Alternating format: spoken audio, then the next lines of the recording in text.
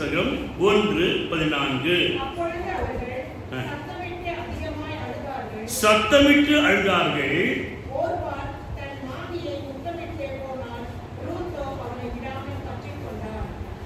ரெண்டு விதமான சகோதரிகளை பார்க்கிறோம். ரெண்டு மருமகனுங்க, ஒருத்தி விசுவாசி, ஒருத்தி அவிசுவாசி. அவிசுவாசி என்ன செஞ்சா? கட்டி பிடிச்சு முத்தம் கொடுத்து அழுதான். சாதாரணமா சொல்லுவாங்க அழுகுற ஆம்பளை நம்ம கூட சொல்லுவாங்க. ஆனா பைபிளுக்குள்ள பார்க்கற நேரத்தில் அழுகுற பொம்பளை கூட யோசிக்கணும், கடந்து போகணும். இவள் அழுது விட்டு முத்தம் கொடுத்துட்டு போயிட்டான். ஆனால் ரூத்தோ நகோமியை பற்றி கொண்டாள். அல்லேலூயா. ரூத் அவளுடைய வாழ்க்கையை பார்க்கின்ற வழியிலே அவளுடைய கணவனார் மரித்த பின்பதாக நகோமி தனிமையாகின்றாள் போவாஸ் தேசத்திலே. அவளுக்கு உறவுகள் இல்லை, பிள்ளைகளும் மரித்து விட்டார்கள், புருஷனும் மரித்து விட்டார், மருமகளோ இவர்களுக்கு இனி உறவு இல்லை. தனிமையிலே இந்த நகோமி துன்பப்படுகின்ற வழியிலே அழுது கொண்டிருக்கிறாள். இரவெல்லாம் என்ன செய்வதென்று தெரியவில்லை. இஸ்ரவேல் தேசத்தை விட்டு நான் வந்து விட்டேன், இந்த மோவாப் தேசத்தில் வந்தேன், இங்கே பெண் கொண்டேன், என் புருஷனும் என் பிள்ளைகளும் மறித்து விட்டார்கள். அவருடைய இருதயம் மங்கலாய்க்கிறது. தேவனுடைய அந்த காட்சியை நம்முடைய கண்களுக்கு முன்பாக கொண்டு வருவோம். அப்பொழுதுதான் நம்மை உணர்ந்து கொள்ள முடியும், புரிந்து கொள்ள முடியும். இவ்வாறு அழுது அவள் அங்கலாய்க்கின்ற வழியிலே இந்த சத்தத்தை இருவரும் கேட்டுக்கொண்டிருக்கிறார்கள். ஒரு பாலும் கேட்கிறாள், அங்கு ரூத்தும் கேட்டுக்கொண்டிருக்கிறாள். அதிகாலையிலே நகோமி ஒரு தீர்மானத்துக்கு வருகிறாள். நான் மறுபடியும் சொந்த தேசத்துக்கு கடந்து செல்லுவேன். அந்த சூழ்நிலையிலே தானே நகோமி அந்த ரெண்டு மருமக்கள் மாரையும் அழைத்து, நீங்கள் உங்கள் சுய தேசத்திற்கு, சுய தேவனிடத்திற்கு, சுய விசுவாசத்திற்கு கடந்து செல்லுங்கள் என்று அனுப்பிவிட அவள் ஆயத்தமாகிறாள். ஓர்பாள் ஓடி போகிறாள். நகோமியோ அங்கு ரூத்தோ அவள் நகோமியோடு கூட இணைந்து செயல்பட விரும்புகிறாள். அது ஓர்பாள் என்று சொல்லுவோம் என்றால் அவிசுவாசிகள். ரூத் என்றால் விசுவாசி, நகோமி என்றால் சபை. சபையும் அங்கு விசுவாசிகளும் இணைந்து செயல்பட வேண்டும். பிரச்சனைகள் வருகின்ற உடனே ஒரு சில சபைக்கு வரமாட்டாங்க. இங்க போனா ஒரே பாலிடிக்ஸ், நாத்தோட இங்க போவேன், அங்க போவேன், அங்க போவேன், சபைக்கே போக மாட்டாங்க. இதனால் ஓர்பாலின் குணலட்சணங்கள். ஏனென்றால் கர்த்தருக்குள்ளாக நாம் வளரவில்லை, கர்த்தருடைய வசனத்துக்குள்ளாக வளரவில்லை. ஆனால் இவருடைய அறிக்கையை பாருங்க, 16வது வருஷம் வாசிப்போம். 1:16.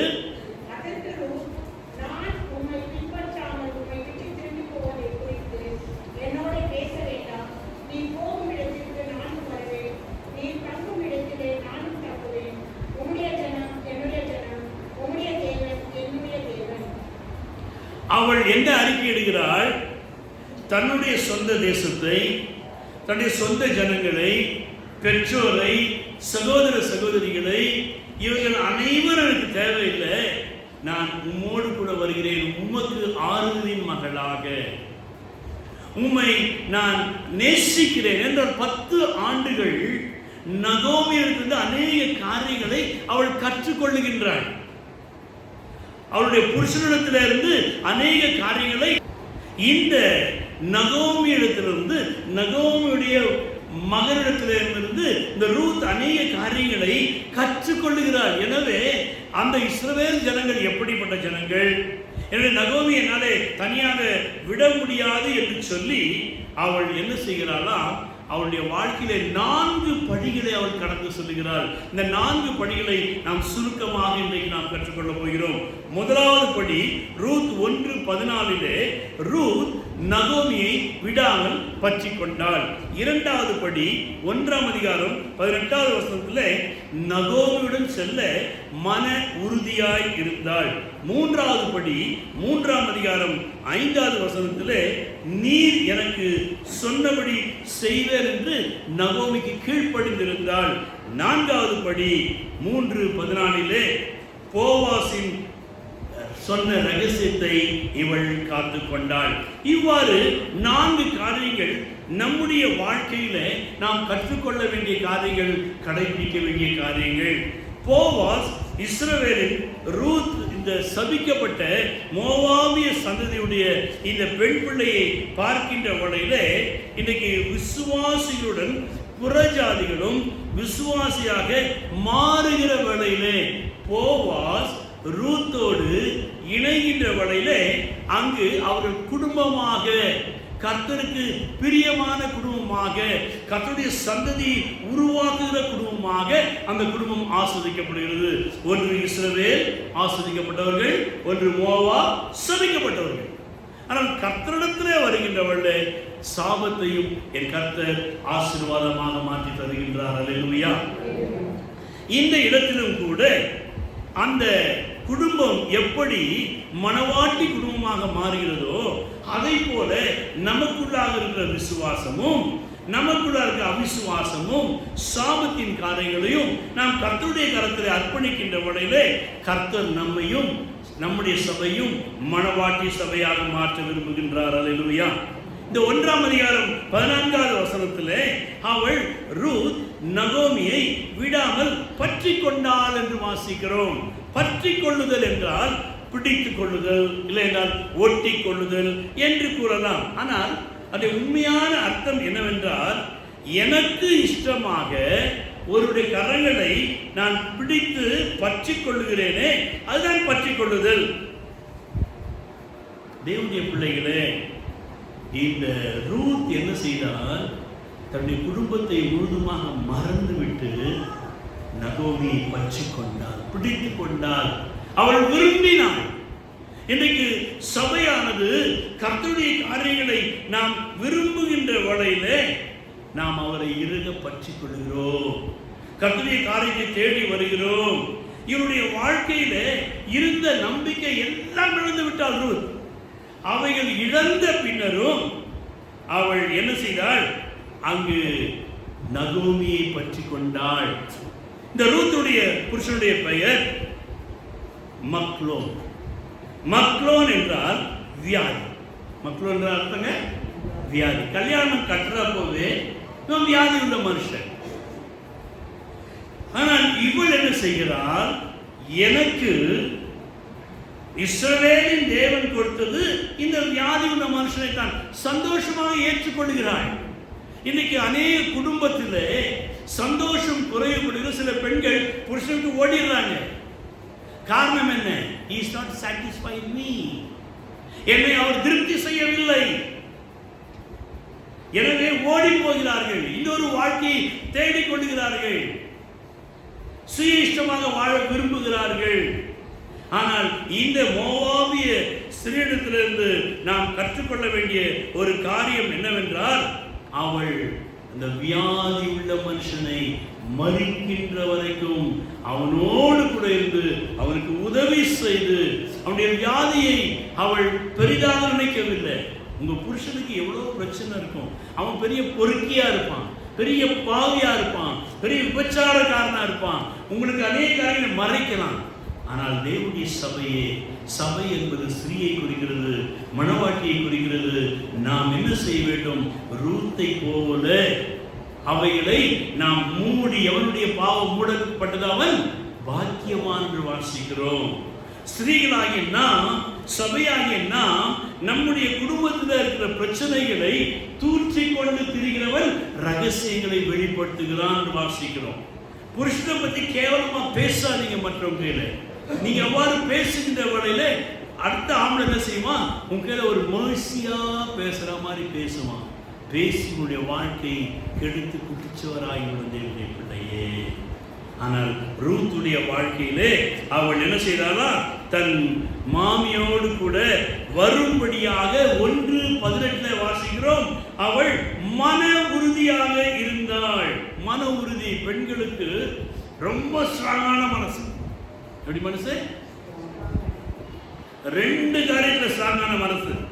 ஒன்று, ஏற்றுக்கொள்வார்கள், அவ்வளவுதான். ஊரே உலகமே 16-18 வயசு வரைக்கும் கஷ்டப்பட்டு அந்த பிள்ளையை படிக்க வச்சு வளர்த்து அதுக்கு சீராட்டி போராட்டி அதுக்கு எல்லாத்தையும் வாங்கி கொடுத்து நேற்று வந்தவன் என்ன செய்வான்?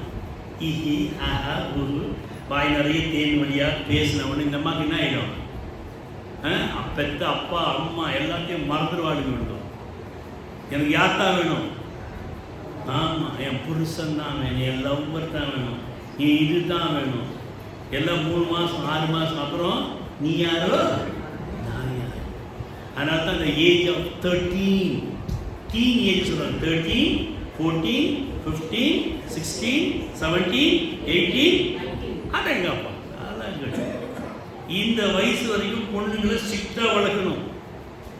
எதெல்லாம் கவர் பண்ணணுமோ அதெல்லாம் கவர் பண்ணி வளர்க்கணும். உன்னுடைய பிள்ளை நீ எப்படி வளர்க்கிறாய்? தேவனுடைய பிள்ளையே, இவள் இந்த பெண்களுக்கு என்ன உண்டுங்க? மன உறுதி உண்டு. ஒன்று, ஏற்றுக்கொள்வாங்க. இரண்டாவது, சுய முடிவெடுக்கும் மன உறுதி. ஏற்றுக்கொள்ளுதல் வேறு, சுய முடிவெடுக்கும் மன உறுதி வேறு. ஏற்றுக்கொள்ளுதல் என்றால் பெற்றோர் சொல்லுகிறதை, பெரியவர்கள் சொல்லுகிறதை யோசித்து நிதானித்து அவர்கள் தேவனுடைய சமூகத்தில் காத்திருந்து மற்றொரு ஆலோசனை கேட்டு ஏற்றுக்கொள்வார்கள். அதில் ஸ்ட்ராங்காக இருப்பாங்க. ஒரு சில பெண்கள் சுய முடிவு எடுப்பார்கள். கண்டதே குலம் என்று சொல்லி. அருமையான வாலிப தம்பி தங்கைமார்களே, உங்களுடைய வாழ்க்கையிலே உங்களை இன்னைக்கு தெரியாது உங்க அப்பா அம்மா அது வலி. When I understand my father, then my son does not understand me. எப்பொழுது என் தகப்பனை நான் புரிந்து கொள்கிறேனோ அப்பொழுது என் பிள்ளை என்னை புரிந்து கொள்ள மாட்டான். ஆமாண்டா, நீங்க எங்க பப்பா சொன்னாரு, ஏன் இப்ப என் பிள்ளைய வார்த்தை கீழ்ப்படியில. எனவே உங்களுடைய சுய முடிவெடுப்பது உங்களை தவறாக வழிநடத்தும். திருமணமான சகோதரிகள் மற்ற பெண்களுடைய பேச்சை கேட்டு உங்க புருஷனை பத்தி கேவலமா பேசி நீங்க அதை பிரிவினை உண்டாக்கி கடைசியில் நீங்க தனிமையா போற முடிவு என்ன? யூதாஸ் காரியத்து நான்கு கொண்டு செத்தான். அவ்வளவுதான்.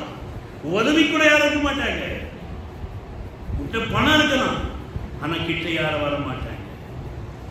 தேவனுடைய பிள்ளைகளே, உன்னுடைய சுய முடிவெடுக்கும் தன்மையை ஓர்ப்பாளுடைய தன்மை அவளுக்கு முழுசு யாருங்கிறது? அப்பா அம்மா, என் குடும்பம் என் குடும்பம் என் குடும்பம் என் குடும்பம் என் குடும்பம். கடைசியில் அவள் சரித்திரத்தை இல்லாமல் போயிட்டார்.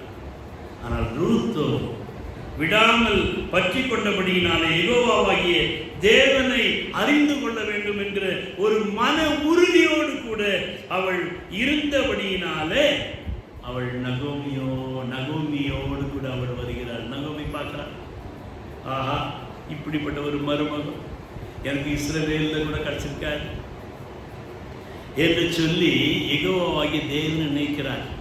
நினைத்து பாடுறார். என்ன சொல்ற? தாழ்மையில் இருந்தேன், தள்ளாடி நடந்தேன், தயவாய் நினைவு கூர்ந்தி. எப்படியா?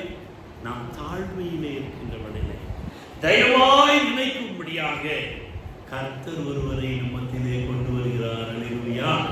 வெள்ளிக்கிழமை கூட தான் நாம் தியானித்தோம். நம்மை தேடிக் கொண்டு வருவார்கள்.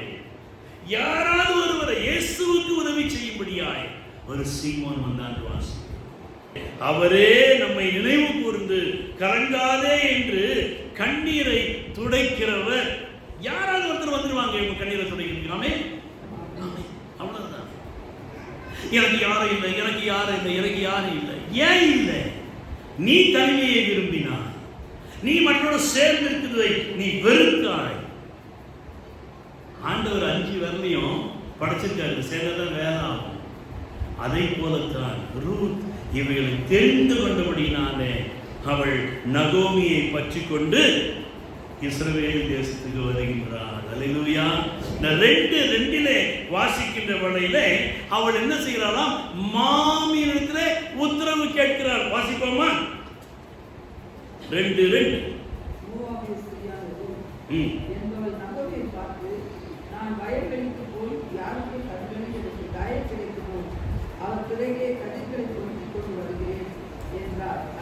அவள் பர்மிஷன் கேட்கிறான். என்ன கேட்கிறா? ஆமா, ஒரு காரியத்துக்கும் நமக்கு தலைவர்கள் உண்டு. நீ என்ன சொல்றது, நான் என்ன செய்யறதுன்னா, தன் இஷ்டத்திற்கு விடப்பட்ட பிள்ளையோ தன் தாய்க்கு வெட்கத்தை உண்டு பண்ணுகிறான். நீதிமொழிகளை வாசிக்கிறோம். நம் ஒவ்வொருவருக்கும் ஒரு கவரிங் உண்டு தேவனுடைய பிள்ளையே. எனவே அந்த தாழ்மையிலே அவள் என்ன செய்கிறாள்? அங்கு மாமியார்கிட்ட பர்மிஷன் கேட்கிறார். நான் போயிட்டு எங்கனா போயிட்டு நான் கதிரை பொறுக்கி கொண்டு வரட்டுமா என்று கேட்கிறாள். மாமி சொல்றார், சரி போயிட்டு வாமா.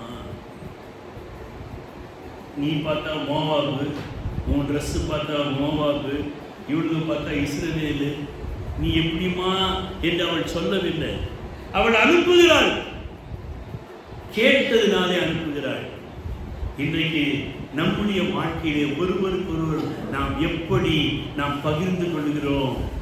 ஒருவர் சொல்கிறதை நாம் கேட்க வேண்டும், கீழ்ப்படிய வேண்டும், ஏற்றுக்கொள்ள வேண்டும். வயதிலே மூத்தவர்கள் உனக்கு ஆலோசனை கொடுக்கின்றவர்களே, எனக்கு எல்லாம் தெரியும், இதுதான் பெருசு, எனக்கு தெரியாதா? வேண்டாம் தேவனுடைய பிள்ளைகளே, அவனுடைய முடிவு ஓர்பாளுடைய முடிவாக மாறிவிடும். ஆனால் இவள் அங்கு முதலாவது ஃபர்ஸ்ட் ஸ்டெப் என்ன செய்கிறார்? கேட்கிறார். இரண்டாவது என்ன செய்கிறார்? 7ஆம் வசனம் வாசிப்போம். 2:7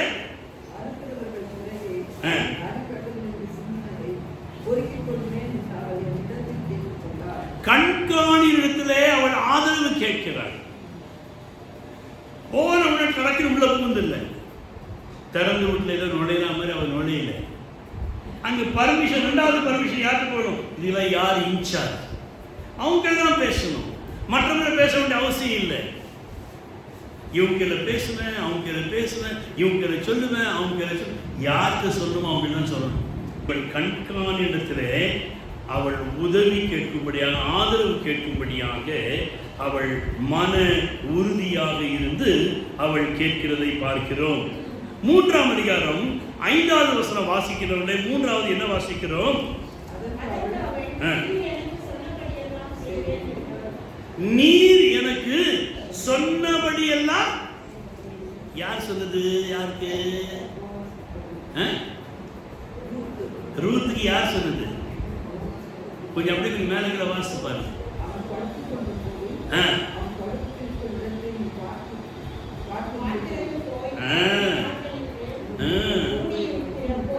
இதெல்லாம் யார் சொல்லி கொடுத்தது? மாமியார் சொல்லி கொடுக்குறாங்க. யாரு? எந்த மாமியார்? அது மருமகள் இப்படி சொல்லி தருவாடா? என் புருஷன் என் பிள்ளைய வாயில போட்டுட்டேன், நீ வந்ததான் என் புருஷனும் செத்துட்டான், நீ நல்லா இருப்பியா? இப்ப போதா என் கூடவே வர நீ.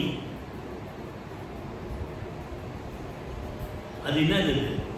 ஃப்ரீ மவுத். அது வாய்க்கு வந்த மாதிரி சபிக்கிறது, திட்டுறது, இதெல்லாம் ஓர்பால் குணங்க. இதெல்லாம் நம்ம விட்டுடணும். சபைக்கு இது ஸ்திரீகளுக்கு மாத்திரம் இல்லை, ஆம்பளை கூட இருக்காங்க. பொம்பளை வாய் பேசினே பாவம், அந்த பொம்பளைங்க அவனை கட்டினா கஷ்டப்பட்டாங்க. அப்படி உண்டு, ஆம்பளைங்களும் உண்டு. எனவே தேவனுடைய பிள்ளைகளே, இந்த இடத்துல மாமியார் ஆலோசனை கொடுக்கிறார். என்ன சொல்ற? அங்கே ரொம்ப அழகா சொல்ற. அதுக்கு இந்த அம்மா என்ன சொல்ற? நீ சொன்னபடியெல்லாம் செய்வேன். என்ன சொல்லிவிட்டா? நீ குளித்து. என்னங்க? குளித்து. முதல்ல என்ன செய்யணும்? குளிக்கணும். சபைக்கு வரல எப்படி வரணும்? பக்கத்துல வந்தா ஒரே சென்ட் ஸ்மெல், வேர்வை. இதெல்லாம் ஒழுங்குங்க, சபையில் ஒழுங்குங்க. இதெல்லாம் எங்கெங்கெல்லாம் நம்ம கிளியர் பண்ணணுமோ எல்லாம் கிளியர் பண்ணணும். அப்படி திறந்துட்டா போதும், அப்படியே அங்கிருந்து அப்படி வரும். வாடையை எலும்பு தென்றலே வாடுறாங்க. சொல்லிக் கொடுக்கணும். மாமியாருக்கு மேல மறுமணு சொல்லி மாமியார் சாமி சொல்லிக் கொடுக்கணும். ஏன் லேட்டு? ஐயா நீங்க தானே போன வாரம் சொன்னீங்க குடிக்கிறதுக்கு தண்ணி வரதுக்கு லேட் ஆச்சியா? இந்த சாக்கு போகலாம் சொல்லக்கூடாது. ராத்திரியே தண்ணிலாம் ஊற்றி வச்சு காலையில குளிச்சு அப்புறம் எண்ணெய் பூசி. என்ன பூசி? இந்த எண்ணெயே பூசாதுங்க பாருங்க. இந்த காலத்து பிள்ளைங்க தலையெல்லாம் காஞ்சி போய் அப்படியே மட்டும் சூடாயிடும். உடனே சட்டிச்சேன்னு கோவம் எங்கே வரும்? அந்த காலம் நமக்கு தாங்க மூக்கு மேலே, அவனுக்கு மேலே கீழே வரைக்கும் எல்லாத்தையும் கோவம் வரும். டம்மா டிமில் இதை போட்டு உடைப்பாங்க, அதை போட்டு உடைப்பாங்க. எங்கெங்கே என்னென்ன இருக்குதோ எல்லாம் ஓப்பன் ஆகிடும். வாய் முதற்கொண்டு கை மூலம் எல்லாம் ஓப்பன் ஆகிடும். காரணம் என்ன? மண்டை சூடாயிடுச்சு. என்ன போட்டுன்னா செய்யும், தக்க தக்க தக்க தக்க தக்க அடிக்கும். நம்மளாம் சின்ன வயசில் போட்டு அடிப்பாங்க. சனிக்கிழமை எண்ணெய் தேய்ச்சி தலை குளிக்கணும். அதுபோல எண்ணெய் என்பது அபிஷேகம். என்ன என்பது? ஆமா, கர்த்தருடைய அபிஷேகத்தில் நிறையணும். தேவனுடைய பிள்ளையே, உன் மீது ஒரு அபிஷேகம் இருக்கிறது. அல்லேலூயா. நம்ம மேல என்ன இருக்குங்க? காஞ்சி போகக்கூடாது. அபிஷேகம் காஞ்சி போகக்கூடாது. அதுதான் செய்யணும். எண்ணெய் போட்டுக்கிட்டே இருக்கணும், ஜெபிச்சுக்கிட்டே இருக்கணும், சோதனம் பண்ணிட்டே இருக்கணும், உபவாசம் எடுக்கணும், கர்த்தருடைய சமூகத்தில் வந்து காத்திருக்கணும், பாடணும், ஆடணும், துதிக்கணும், சோதரிக்கணும். அதைத்தான் கர்த்தர் விரும்புகிறார். எண்ணெய் பூசி உன் வஸ்திரங்களை, ஆமா, வஸ்திரங்களை உடுத்திக்கொள். இன்னைக்கு வஸ்திரங்களை பார்த்தீங்கன்னா ஐயோ பார்க்கறதுக்கு கண்ணு செய்யுங்க. அதுக்குதான் இஸ்ரவேல் என்ன செஞ்சா, கல்யாண வஸ்திரம் எங்கெங்கெல்லாம் போகிறோமோ அது ஒரு வஸ்திரத்தை மேலே நீனா பட்டு கட்டிட்டு வந்தாலும் சரி, அதை மேலே போட்டு கவரிங் பண்ணி தான் உள்ளே வரணும். கேட்குறாரு, கல்யாண வஸ்திரம் தடுத்துடாமல் எப்படி நீ உள்ளே வந்த? எனக்கு இருளில் போடுன்னு சொன்னார் வேதத்தில் வாசிக்கிறோம். அதே போல நாம் சபைக்குள்ளாக வருகின்றவர்கள் நமக்கு ரட்சிப்பினால் வஸ்திரம் அவசியமாக இருக்குது. ரட்சிக்கப்பட்டவர்கள் கர்த்தர் அனுதினமும் சபையிலே சேர்த்து கொண்டு வந்தார்னு வாசிக்கிறோம். ரட்சிப்பு என்பது தேவனுக்கு பயப்படுகிற காரியம். இவைகளை உடுத்தி கொண்டு எபேசியர்ல வாசிக்கிறோம். நமக்கு வேண்டிய அங்க வஸ்திரங்களை உடுத்தி கொண்டு இங்க போனார், களத்திற்கு போ. களம் என்றால் சபை. சபைக்குள்ளாக நீ போகின்ற உடையிலே அங்கு எந்த மனுஷனையும் எதிர்படாத, யார் கண்ணியும் படாத. சபையில வந்தியா, உட்கார்ந்தியா, ஜெபம் பண்ணியா, உனக்கும் ஆண்டவருக்கும் நீ மனவாட்டி போல அழகா அலங்கரிக்கப்பட்டு வந்திருக்கிறாய். தேவனுடைய பிள்ளையே, உன்னை என் மனவாளன் அவர்களுடைய மனவாட்டியாக ஏற்றுக்கொள்ள விரும்ப வேண்டும். அதை விட்டுட்டு இங்க வந்து உட்கார்ந்து என்ன சிஸ்டர், என்ன பிரதர், பாத்தீங்களா? இது பிஃபோர். ஆஃப்டர் வெளியில போயிட்டு தெரியும் அவர் தான் பேசுவாரு. இதெல்லாம் நீ மனவாட்டியா இருக்குல்ல, மண்ணாங்கட்டியா போறதுக்கு தான் வழி. இதெல்லாம் தேவனுடைய பிள்ளையே, அவன் மாமியார் சொல்லி கொடுக்குறா. எல்லாம் முடிச்சுட்டு அவன் படுத்திருக்கிற இடத்த பார்த்து அங்கு போர்வை ஒதுக்கி நீ படுத்துக்கொள். எங்க படுத்துக்கணுமா? தேவனுடைய சமூகத்தில், தேவனோடு கூட நீ அவரோடு கூட படுக்கின்ற வேளையிலே அவர் என்ன செய்கிறார்? அவர் அரண்டு உன்னை பார்க்கிறார். என் மகன் என் சமூகத்தில் வந்து அவள் கதறி கொண்டிருக்கிறாள், அவள் அழுது கொண்டிருக்கிறாள், அவளுடைய பிரச்சனை யாரும் சொல்ல முடியல. ஆனால் தன்னை ஒரு ஆயத்தமுள்ள ஒரு ஸ்திரியாயும் தேவ சமூகத்திலே காத்திருக்கிறாள். எனவே கர்த்தர் அங்கு போவாஸ் அவனை திரும்பி பார்க்கிறதை நாம் பார்க்கிறோம். அந்த மாமியாகிய இந்த நகோமி தாயாக மாற்றப்பட்டு தன்னுடைய மருமகளை மகளாக மாற்றி அவளுடைய எதிர்காலத்தை அவள் சிறப்படுத்தி அந்த எதிர்காலத்தை உருவாக்க விரும்புகிறாள். சபை என்பது அப்படிதான், ஊழியர் என்பது அதுதான். நான் என்ன செய்யறோம்? உங்களை முதலாவது அலங்கரிக்க விரும்புகிறோம். நீங்கள் மனவாட்டியாக மாற வேண்டும், உங்களுடைய குடும்பம் ஆஸ்வதிக்கப்பட வேண்டும், நீங்கள் உயர்த்தப்பட வேண்டும், நீங்கள் உயர்ந்த ஸ்தானத்தில் இருக்க வேண்டும், நீங்கள் சுகத்தோடு வாழ்ந்திருக்க வேண்டும்.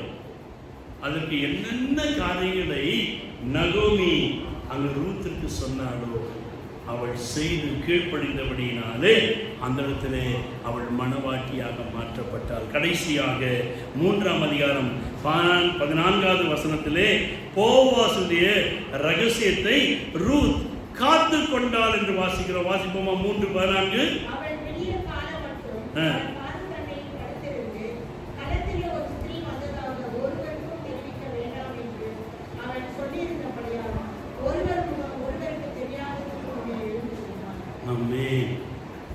இது முடியுமா? பொம்பளைங்களால ஒரு வார்த்தை யாருக்கும் சொல்லாதுன்னு செய்வோம். சொன்னாதான்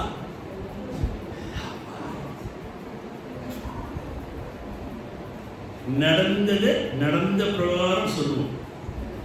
அதை கேட்ட அடுத்த சகோதரி என்ன செய்வாங்க, அதை கொஞ்சம் பில்டப் பண்ணி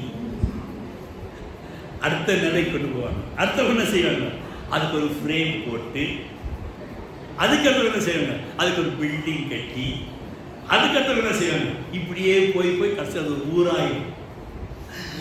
தெரியுமாக்கா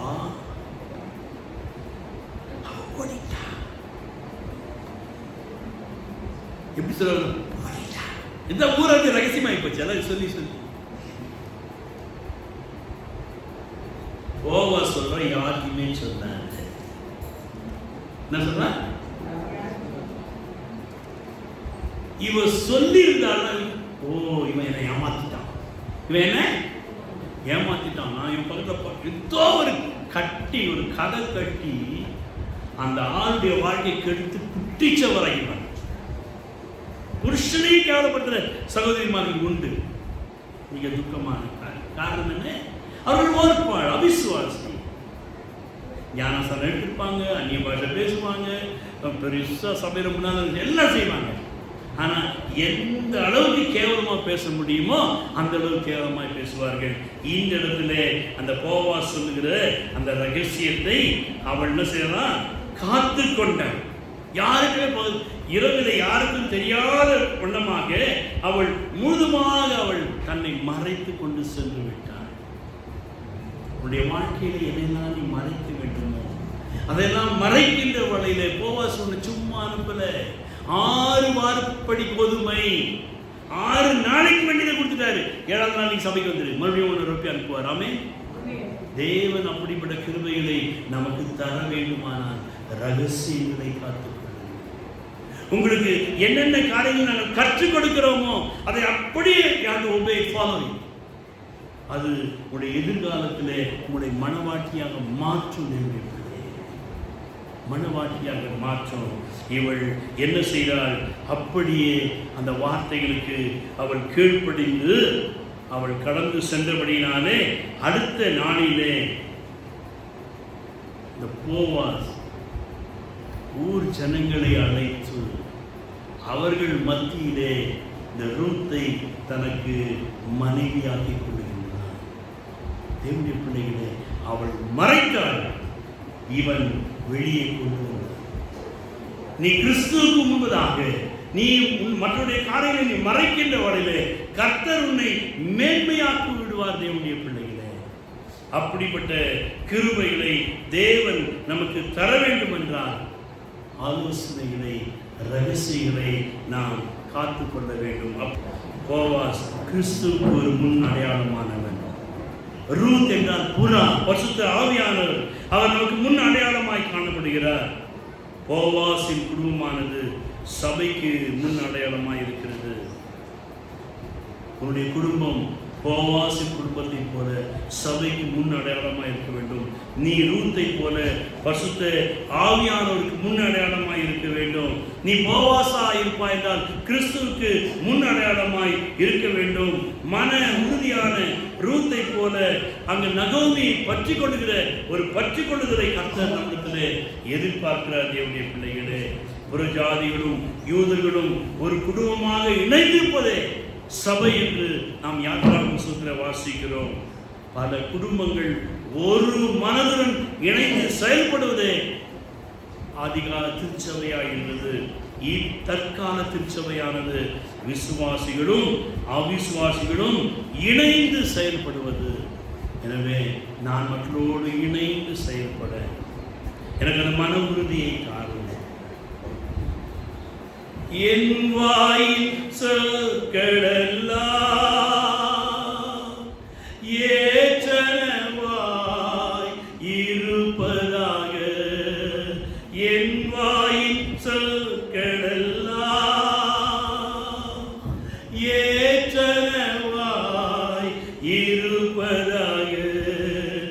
என் இதய எண்ணமெல்லாம், என் இதய எண்ணமெல்லாம்